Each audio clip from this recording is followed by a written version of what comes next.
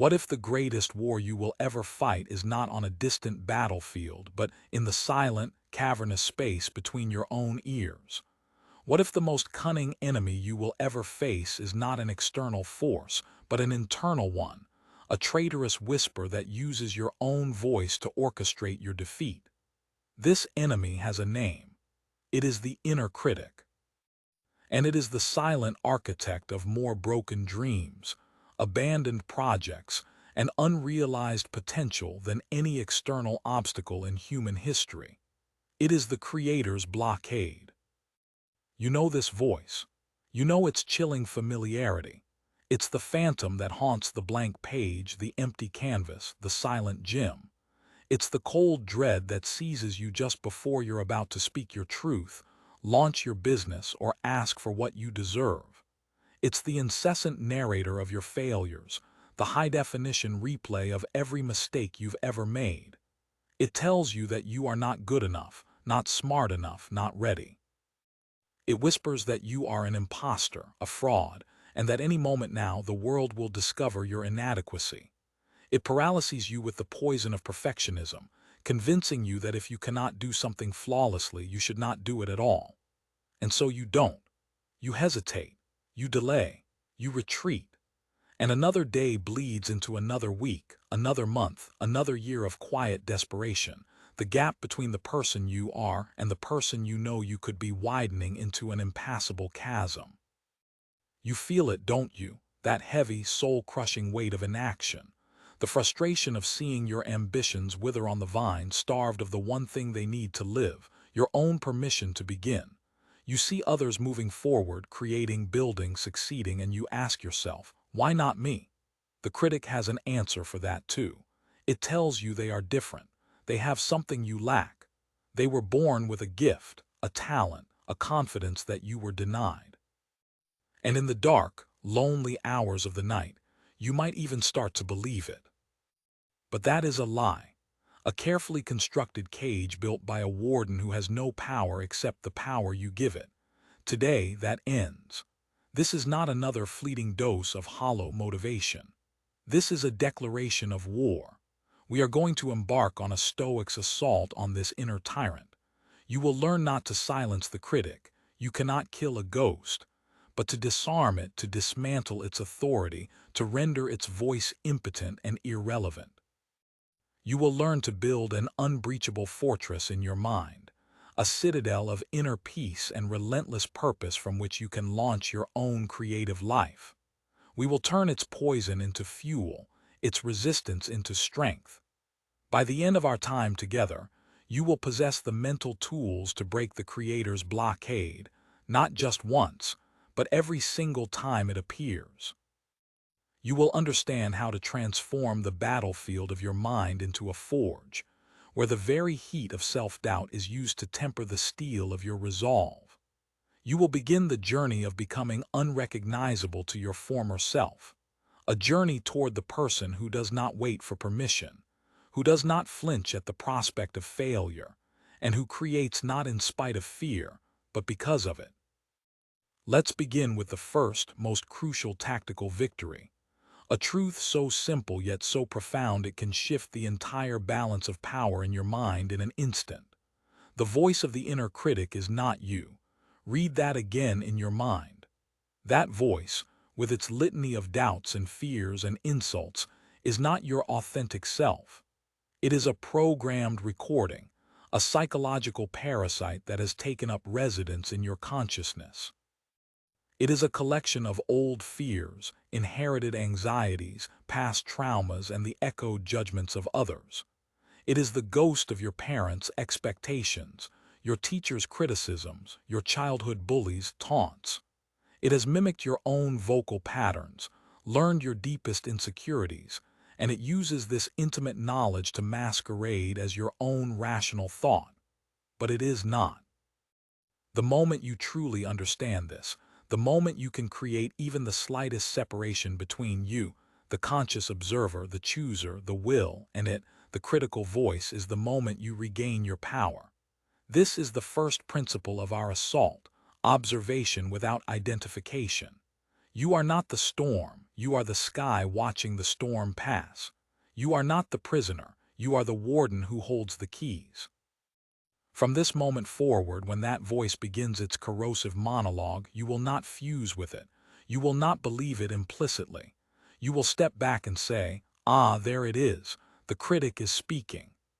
By simply labeling it, by acknowledging it as a separate entity, you strip it of its greatest weapon, the illusion that it is you.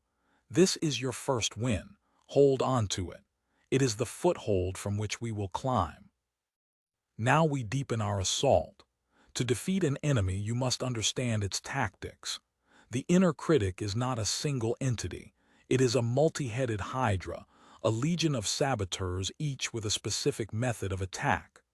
Let us drag them out of the shadows and into the light, one by one, and for each, we will forge a specific Stoic weapon to counter it. The first head of the hydra is the perfectionist. This is perhaps the most insidious and widely celebrated form of the critic. It disguises itself as a noble pursuit of excellence. It tells you, don't release that project until it's flawless. Don't write that chapter until you have the perfect opening sentence. Don't start the business until the plan is foolproof. It sounds reasonable, even admirable, but its true goal is not excellence. Its true goal is paralysis. Perfection is an impossible standard, a horizon that recedes as you approach it. The perfectionist knows this. Its strategy is to keep you forever preparing, forever refining, forever getting ready, so that you never actually have to face the terrifying vulnerability of putting your work, and by extension yourself, out into the world. It fears judgment. It fears criticism. It fears not being the best. And so it ensures you never even enter the race. The result is a graveyard of half-finished novels, brilliant business ideas that exist only in notebooks, and lives filled with the regret of what could have been. Our Stoic weapon against the perfectionist is the principle of action over outcome, rooted in the dichotomy of control.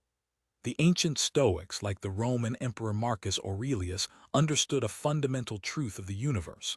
Some things are within our control and some are not. You cannot control whether someone will love your art. You cannot control if your business will be a wild success. You cannot control if a critic will praise or pan your work. These are outcomes, and they are external to you. They are in the realm of fortune. But what you can control, absolutely and unequivocally, is your effort, your intention, the act of sitting down to write regardless of how you feel, the act of making the sales call, the act of publishing the article, the act of doing the work. This is your sacred domain. The perfectionist tries to chain you to the outcome, something you can never guarantee. The Stoic warrior breaks that chain and anchors themselves to the action, the one thing that is always within their power. So how do you wield this weapon? You redefine what a win is. A win is not a perfect product. A win is showing up. A win is writing 500 messy, imperfect words. A win is finishing a single, clumsy sketch. A win is shipping the good enough version of the product. You must fall in love with the process, not the prize. You must find your fulfillment in the doing, not in the applause that may or may not follow. Marcus Aurelius wrote to himself in his private journals, his meditations not for an audience but as a practice of clarifying his own mind. He focused on the action of philosophy, not the outcome of fame. When the voice of the perfectionist whispers, "This isn't good enough," you will reply, "Perhaps, but my task is not to create a masterpiece in this moment. My task is to create. The quality is an outcome I will influence through repeated action, not through panicked inaction." You will choose to be a creator, not a curator of unborn ideas. You will choose the arena with all its dust and sweat and blood over the sterile, safe, and empty spectator stands. This is how you slay the perfectionist. You act, you ship, you move. The second head of the hydra is the impostor. This one attacks your very identity. It appears after you've had a small measure of success. You get the promotion, you publish the book, you gain a following. And just when you should be feeling confident, a new voice slithers in. It says, "You fooled them all, you don't really belong here. You're not a real writer, a real leader, a real artist. You're just pretending, and any second now, someone is going to stand up and expose you as a fraud. The imposter thrives on comparison. It shows you all the other people in your field who seem more brilliant, more experienced, more naturally gifted. It minimizes your accomplishments as luck, good timing, or some kind of cosmic error. Its goal is to make you feel so small and illegitimate that you sabotage your own success. You turn down opportunities because you feel unworthy. You shy away from leadership roles because you're afraid of being found out. You stop creating because you're convinced you have nothing original to say. Our Stoic weapon against the imposter is the practice of objective representation, or what the Stoics called asterisk fantasia cataleptic asterisk. This is the art of seeing things as they are, stripped of the emotional stories and subjective judgments we attach to them. The imposter's power comes from the terrifying story it tells: I am a fraud. The Stoic practice is to dismantle this story and look only at the objective facts. Let's apply this. The critic says, "You are an imposter." The Stoic mind replies, "That is a judgment, a story. What are the facts?" The facts are, "I was given this position based on my qualifications and interview performance." The facts are, "I wrote a book and it was published. People have purchased it." The facts are, "I have produced X amount of work over Y period of time." These are neutral, verifiable realities. They are not as dramatic or emotionally charged as "I am a fraud," which is precisely why they are so powerful. Furthermore, the Stoic embraces the role of the perpetual student. The philosopher Seneca, one of the wealthiest and most powerful men in Rome, constantly wrote about his own imperfections and his ongoing journey to become a better man. He never claimed to have arrived at a state of perfect wisdom. He saw himself as a work in progress. This is the ultimate antidote to the imposter syndrome. You cannot be an imposter if you are not pretending to be a master. Embrace the identity of a learner. When the voice says, "You don't know everything," you can agree with it. "You're right, I don't, and that is why I am here, to learn, to practice, to grow. My value is not in my omniscience, but in my dedication to the craft." This reframes your entire position. You are not an illegitimate expert. You are a legitimate student, and a student belongs exactly where they are, in the thick of it, learning by doing. No one can call a student a fraud, for their very identity is an admission of their journey. When the imposter whispers, you will not argue with its premise. You will change the premise entirely. You will strip away the story and focus on the facts of your actions. You will proudly wear the badge of the student, forever dedicated to the path, not the destination. The third head of this beast is the Catastrophizer. This is the voice of anxiety, the paranoid fortune teller who can only predict doom. You're about to give a presentation and it floods your mind with images of you forgetting your words, the audience laughing, your career being ruined. You're about to launch a new venture and it spins a detailed narrative of financial ruin, public humiliation, and abject failure. The Catastrophizer's favorite phrase is "what if?" What if they hate it? What if I fail? What if it's a disaster? Its goal is to make the potential negative outcomes feel so real, so terrifying, and so certain that you become paralyzed by fear. It doesn't deal in probability. It deals in possibility. It takes a 1 in a million chance of disaster and makes it feel like a 100% certainty. It wants you to live in a future that hasn't happened, a future of its own nightmarish design, so that you are too terrified to take action in the only moment that actually exists, the present. The Stoic weapon against the Catastrophizer is a powerful 1-2 punch. The first is the practice of premeditatio malorum, the premeditation of evils. Now, this may sound counterintuitive. Why would we want to think about bad things happening? But the Stoic approach is radically different from the Catastrophizer's. The Catastrophizer wants you to feel the terror of the negative outcome. The Stoic wants you to plan for it calmly and rationally, instead of a vague, emotional, "what if I fail?" The Stoic practice asks you to define failure specifically. What is the absolute worst-case scenario? Let's say you're launching a podcast. The Catastrophizer screams it's going to be a disaster. The Stoic calmly asks, okay, define disaster. The worst possible outcome is that absolutely no one listens. My equipment breaks. I get one-star reviews calling me an idiot. Okay. Can I survive that? Yes. My life will not end. Can I mitigate that? Yes. I can back up my files. I can have a spare microphone. Can I repair it? Yes. I can learn from the negative feedback or ignore it if it's baseless. I can record another episode. By walking through the worst-case scenario rationally, you do two things. First, you often realize that the worst case is not nearly as catastrophic as the vague, shadowy monster in your mind. It's survivable.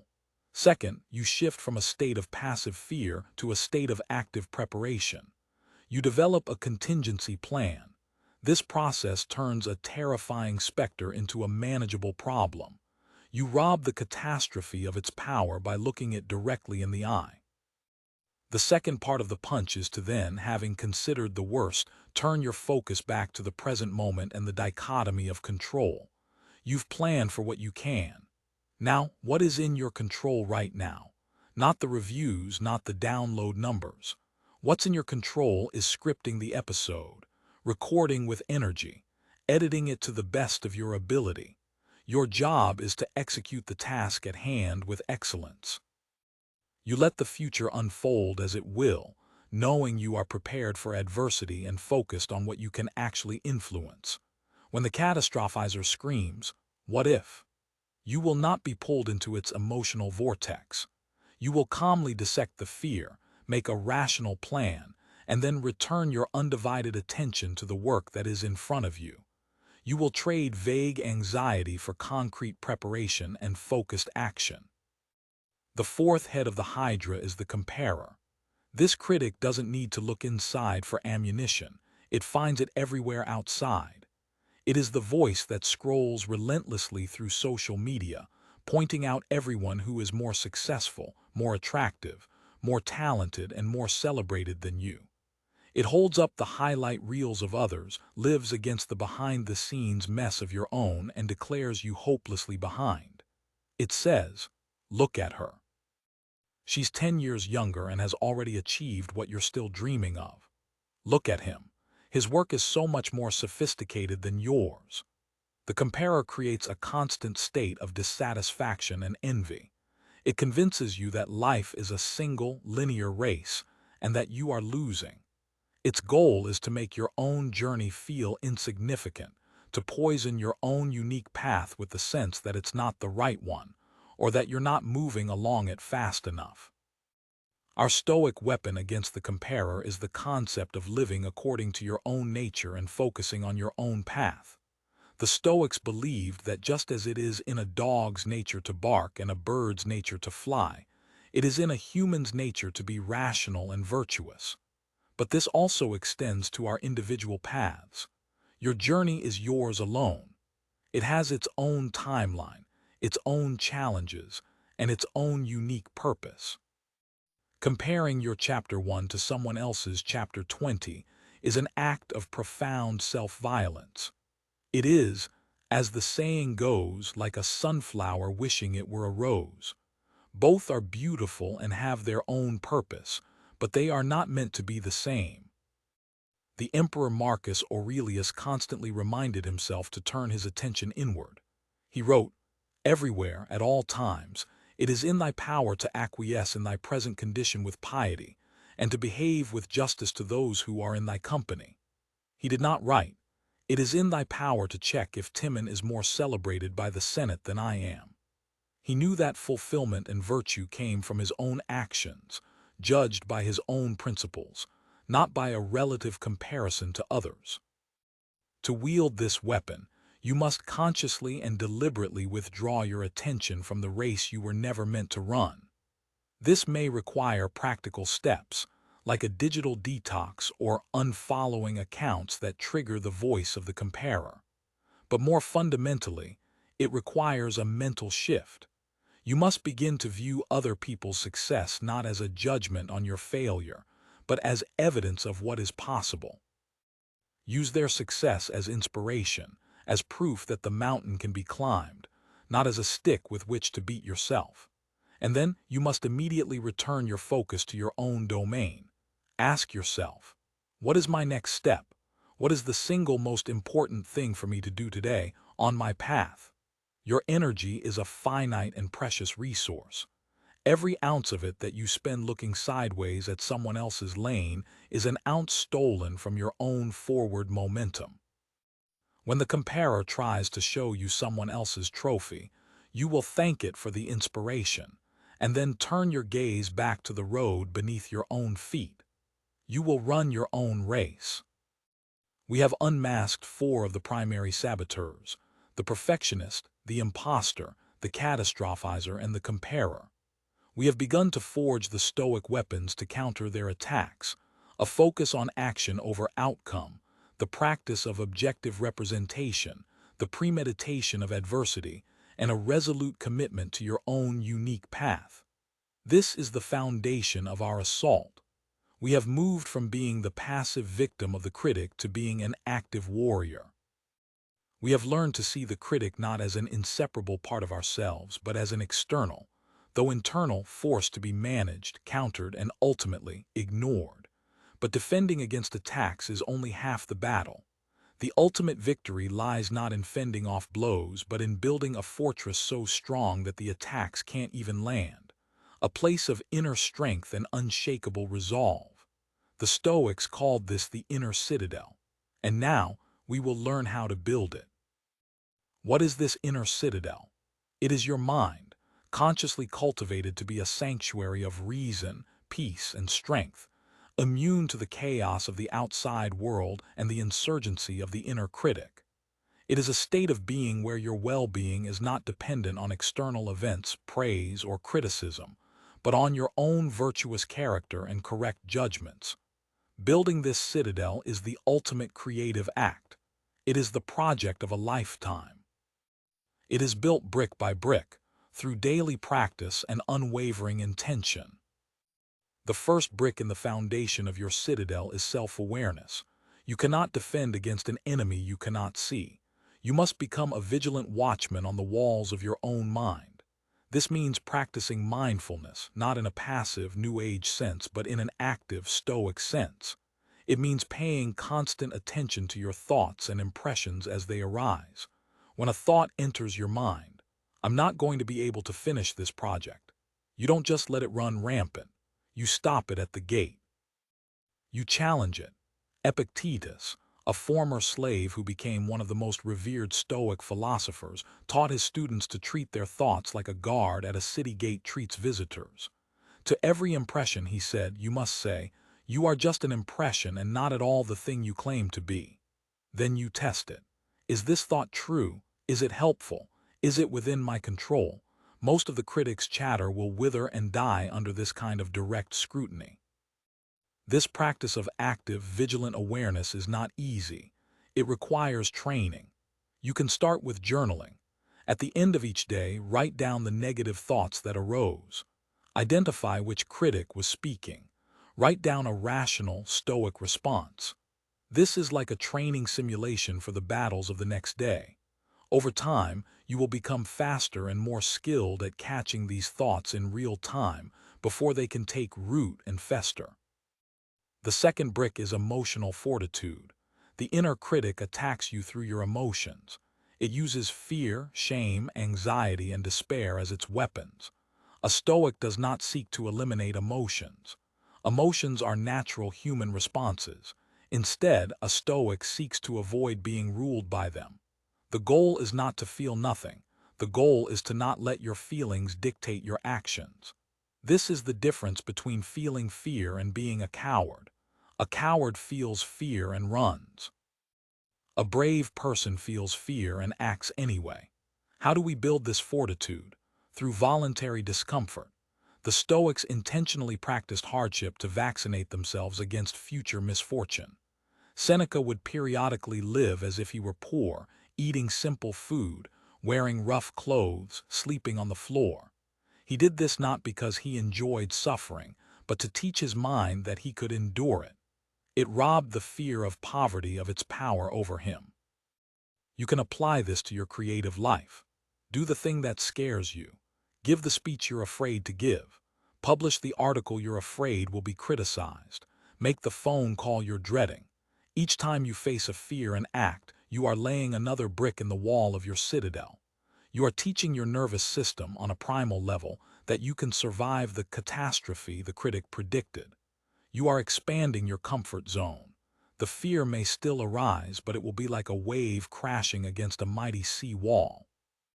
You will feel the spray, but you will not be moved. You will not be broken. Start small. Pick one tiny action today that your critic is telling you to avoid out of fear and do it. This is how you build emotional muscle. The third and most important brick, the keystone of the entire structure, is the power of your will. The Stoics called this asterisk proherses asterisk. It is your faculty of choice, your ability to assent to or dissent from impressions. This, they argued, is the one thing that is truly and completely yours. Your body can be imprisoned, your reputation can be ruined, your possessions can be taken away. But your ability to choose how you respond to these things, that can never be touched unless you allow it. The inner critic can scream, it can rage, it can insult. It can present you with the most compelling arguments for your own inadequacy, but it cannot force you to agree. The final choice to believe its lies is always, always yours. This is the throne room of your inner citadel.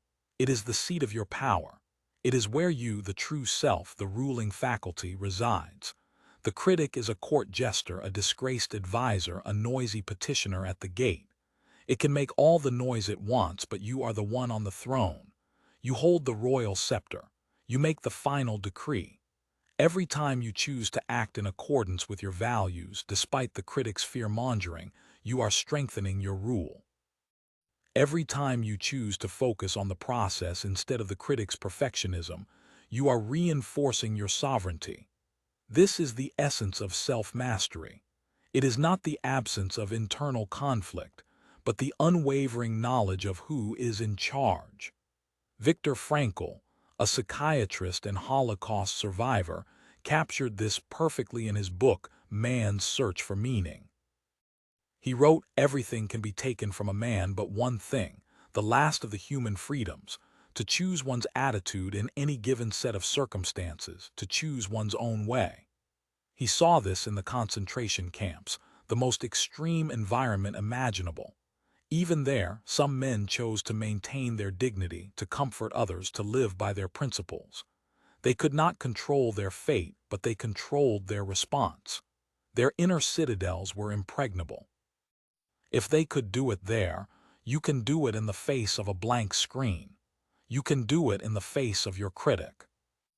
When that voice begins its assault, you will retreat into your citadel. You will stand on your walls of self-awareness and identify the attacker. You will meet its emotional salvos with your walls of emotional fortitude. And from the throne room of your will, you will make a conscious choice. You will say, "I hear you, I see you, but I do not consent. I am the ruler here, and I choose to act. I choose to create. I choose to move forward." Now let's consider the nature of this war. It is not a war that is won in a single, glorious battle. It is a war of attrition, fought every single day in the small choices you make. It is a spiritual warfare for the territory of your own mind. And like any long campaign, you will have moments of victory and moments of defeat. There will be days when the critic breaks through your defenses, days when you listen to its lies and fall back into inaction and self-doubt. This is inevitable. And here the critic will deploy its most cunning trap, shame. After you've given in, a new voice will emerge, or rather, the same critic in a different costume. It will say, "See, you failed. You tried this whole stoic warrior thing and you couldn't even do that right. You are hopeless." This is the critic's attempt to turn a single lost battle into a lost war. It wants you to abandon the fight altogether out of shame for having faltered. Here we must deploy the Stoic principle of grace and self-compassion. not as an excuse but as a strategy. Seneca wrote in his letters, "So long as you shall live, you will have to learn how to live." The path to virtue is a lifelong practice, not a destination. No one, not even the great Stoic sages, was perfect. They stumbled. They made mistakes. They were human. The key is not to never fall. The key is to get back up every single time without judgment. When you have a bad day, when you let the critic win, you must treat it as a learning opportunity, not a final verdict. You will say to yourself, "Okay, today the enemy found a weakness in my wall. Where was it? What tactic did it use that was so effective? What can I learn from this? How can I reinforce that section of the wall for tomorrow?" This transforms a failure from a source of shame into a source of valuable intelligence. You treat yourself as a valued soldier who has returned from a skirmish, not as a traitor. You tend to your wounds, study the enemy's tactics, and prepare for the next day's fight. This resilience, this ability to forgive yourself and get back on the path, is what separates the amateur from the master, the victim from the warrior. A Stoic is not someone who never feels pain or never makes a mistake. A Stoic is someone who uses everything, especially pain and mistakes, as fuel for their growth. Think about the creator's journey. It is never a straight line. It is a messy, meandering path filled with false starts, dead ends, and failed experiments. Every great novel is built on a foundation of thousands of discarded sentences. Every great scientific discovery is preceded by hundreds of failed hypotheses. Every great business is the result of countless pivots and adjustments.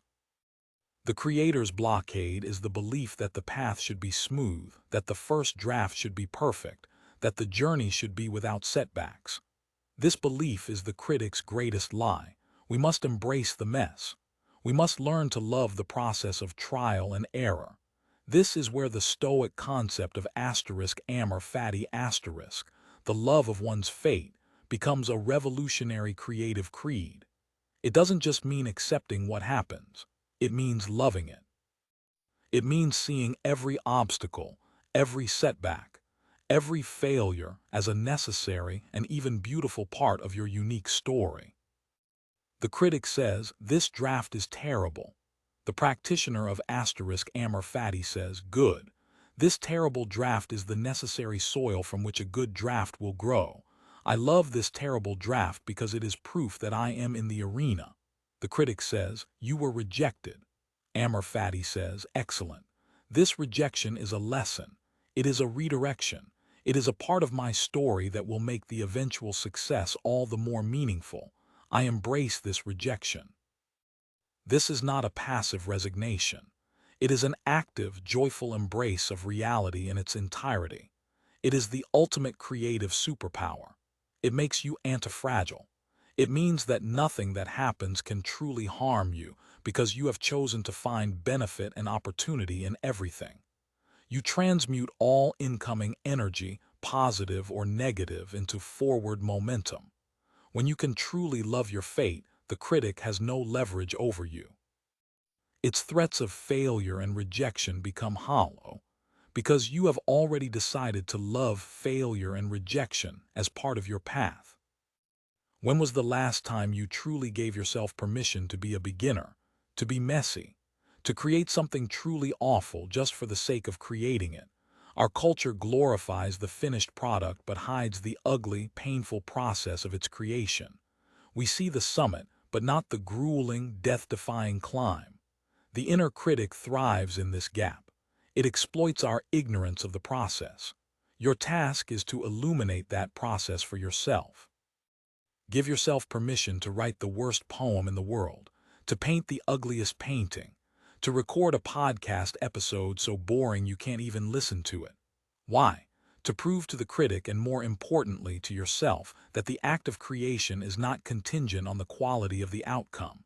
To demystify the process and rob the critic of its perfectionist standards. The goal is simply to make a mark, to show up, to be in motion. From that motion, quality can eventually emerge. But from a state of paralyzed perfectionism, nothing can ever be born. Let's take a moment to recap the ground we have covered in our assault. We began by identifying the enemy, the inner critic, and achieving our first tactical victory by separating from it, realizing its voice is not our own.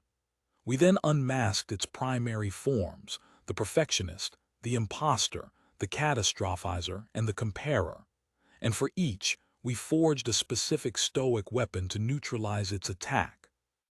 We then moved from defense to construction, laying the foundational bricks of our inner citadel, the vigilant guard of self-awareness, the resilient walls of emotional fortitude, and the sovereign throne of our will.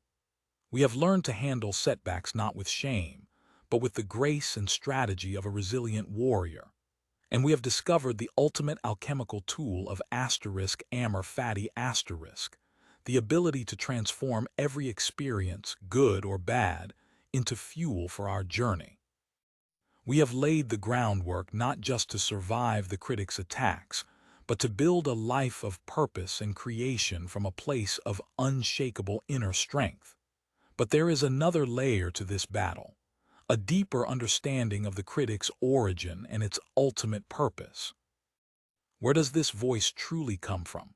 From an evolutionary perspective, the critic is a relic of our ancient survival programming.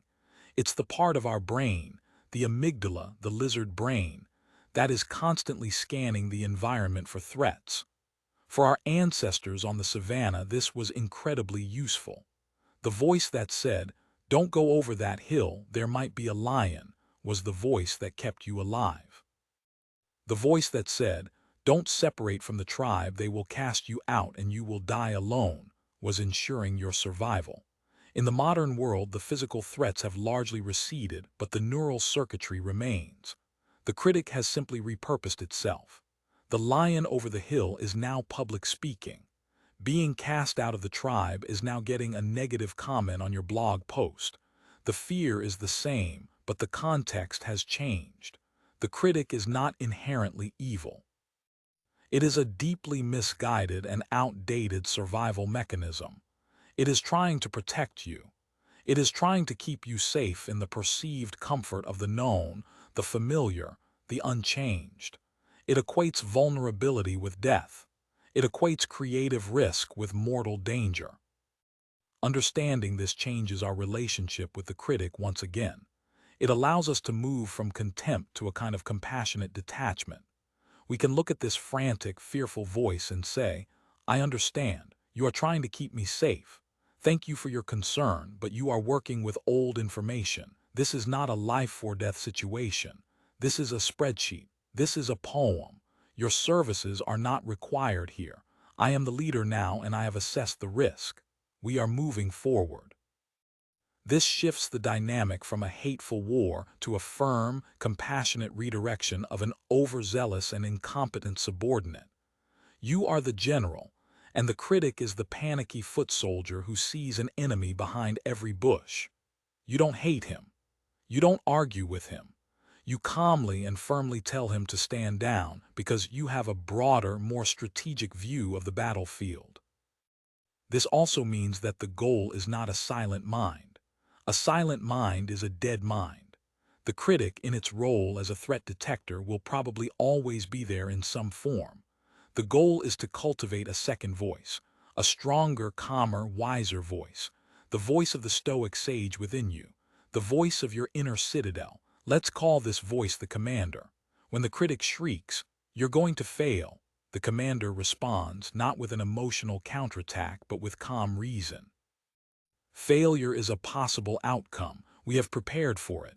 The mission's objective is the attempt itself. Proceed with the plan. When the critic wails, "Everyone will laugh at you," the commander replies. "The opinions of others are outside of our control. Our duty is to our own principles and our own actions. We will not be swayed by uncontrollable factors." Your daily practice is to consciously cultivate and strengthen the voice of the commander. How? Through reading the works of the Stoics, through journaling and clarifying your own values, through meditation and the practice of self-awareness, through taking action in the face of fear. Every time you choose the commander's counsel over the critic's panic, You are making the commander's voice stronger and the critic's voice weaker. Over time, the balance of power shifts. The critic's voice may still be a whisper in the background, a faint static, but the dominant voice, the one you listen to, the one that guides your decisions, will be the calm, rational, and courageous voice of your inner commander. You are rewiring your own brain, consciously choosing which neural pathways to reinforce and which to let atrophy from disuse. This is the art of mental warfare and the path of self-mastery. So where do you go from here? The assault has begun. The fortress is under construction. What does the daily life of a creator living from their inner citadel look like? It does not mean a life without problems or challenges. It means a life where problems and challenges are met with a completely different mindset. The blockaded creator sees a blank page and feels dread. The Stoic creator sees a blank page and feels opportunity. The blockaded creator receives criticism and feels shame. The Stoic creator receives criticism, extracts any useful information, discards the rest, and continues their work. The blockaded creator waits for inspiration to strike. The Stoic creator understands that inspiration is a byproduct of action, and so they create a routine, a discipline, a habit of showing up, regardless of their mood. They know that motivation follows action, not the other way around. They treat their creative work not as a precious, fragile muse to be coddled, but as a practice, a duty, a craft to be honed through relentless, focused effort. They build their life around systems, not goals. A goal is write a novel. A system is write 500 words every day at 8 a.m. A goal is external and subject to fortune. A system is internal and subject only to your will. The Stoic creator focuses on perfecting their system, knowing that a good system will inevitably produce good outcomes over time. They detach their self-worth from the results and attach it to the integrity of their practice. This is the source of their resilience. This is why they cannot be stopped. A bad review cannot stop their system. A failed launch cannot stop their system. A wave of self-doubt cannot stop their system. Their foundation is not built on the shifting sands of external validation, but on the bedrock of their own disciplined action. Are you ready to build your system? What is one small, consistent action you can commit to starting tomorrow that will serve as the cornerstone of your new creative practice? It doesn't have to be monumental. In fact, it's better if it's not. Something so small, so manageable that the critic doesn't even see it as a threat. One sentence a day, 5 minutes of brainstorming, one sketch on a napkin. The point is not the output. The point is to build the muscle of consistency. To cast a vote for your new identity as a creator. To lay one single brick in the wall of your citadel every single day. The war for your mind, for your potential, for the work you were put on this earth to do, is not a future event. It is happening in this very moment, in the silence after these words. The voice of the critic is already preparing its counterattack. It is telling you this is too hard, that you will fail, that it's easier to remain as you are, safe in the prison of your unrealized dreams. And the voice of the commander, the Stoic warrior within, is also there. It is quiet, calm, but firm. It is waiting for your command. The old you, the one who is hostage to the critic, is comfortable in its cage.